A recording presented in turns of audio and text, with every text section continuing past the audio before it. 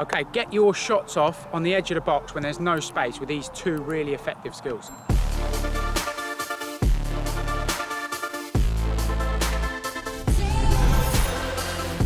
Okay, so having options around the edge of the box to be able to manipulate the defender and get a shot off in tight situations is really important. So I'm just going to talk through two different options when there's bodies around you and you need to create some space quickly and find that finish. Now, sometimes in these situations, the finish doesn't have to be perfect whipped in a top corner because there's bodies in the way. If you can just find the little yard and find the space to hit it, it's difficult for the keeper. If it's got a good direction on it, it's difficult for the keeper to see it. He sees it late, you've got a chance. Now, what happens a lot is players will run up to the defender, and we speak about it a lot, and they have that shift inside, bam, and finish, which is great if there's space there. Now, obviously what the defender does is if you're traveling at pace at them and you shift it, they're moving with you. So you need to do something in a tight area here. So say I was the midfielder, I've picked it up in a little pocket, or I've been driving here and there's bodies around me. We need to do something to be able to get this ball into that far post. Now here, a great option is this quick same foot step. So a lot of times with a step over, obviously people will throw the right, for example, push with the left, or they'll throw the left and push with the right. Now, I just want you to, for a second, think about the defender's movement and how your movement affects them. So if I was the defender and someone throws that left foot over it, I might go for it, so I might be here, bam. But can you see now how as they throw that left and they probably want to push it right, I'm actually loaded up on my left leg and I'm ready to burst. What this skill I'm going to show you does is it puts the defender's weight completely in between their feet for a split second and they're almost stuck in the mud. So instead of thinking that step over, I want you to think same foot step. Just like we spoke about there, you're going to go there, bang, step. Okay, so it's there, straight over the ball or to the side of the ball. Defender's here. So now he's got his weight here, ready to push on the reaction of the fake.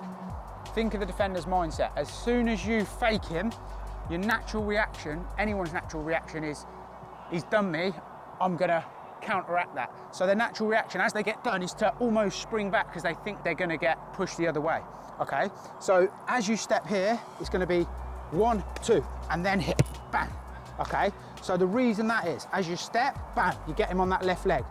As you then come back, his weight is on that reaction. So he's there, bam, then you shift it again and he can't get to you. So it's one step, quick reaction, before he can get his weight back onto this right to push, you almost want his weight in the middle. Step, quick step, bang. You get that split second and you finish. Keep in mind what the defender's thinking, because if you can manipulate his body weight and you know why you're doing it, it will be helpful for you to use it in sessions. So we're here, bam, bam, bam, bam, bam. And you just need that direction.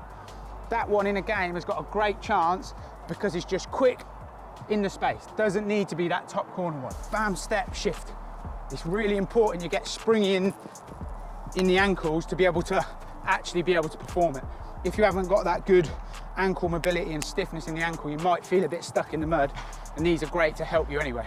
So the second one in here, again, thinking about that whip, you can still pull this whip off without the shift. And what you need to do is you almost need to set it up without the defender thinking you're hitting it.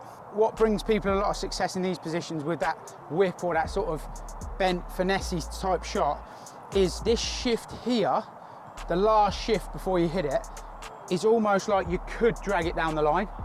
Okay, so instead of it being a really big shift in there, it's just a smaller, subtle one, but you know is setting up the finish. When there's bodies around, you're just looking, so if I was the defender, you're just looking for to create that small window to be able to pass it through there. Imagine you were passing the ball through like a really narrow alleyway and you just got to be accurate with the trajectory. So we'd be running in here as if you're going 1v1 and that touch is almost just there. It's not as far as you think, just a little one, and then you're going to open the foot up. Full pace, you'd be approaching as if you might shift it, boom, and then you're just going to bring that foot round and try and get that bend in the far corner. You can almost use that defender to bend it round, but when you're practicing, say you practice on your own, you just want to be looking for that little subtle shift that you want to work on to get it round. So biggest takeaways there, we're trying to manipulate the defender's body position and weight to transition him in awkward positions to get that little yard. Okay, so the first one, we're thinking quick step. One, to put his weight where we're actually going to go. The second one, to shift his weight away from where we're going to go. So it's that bang, bang, shift, finish.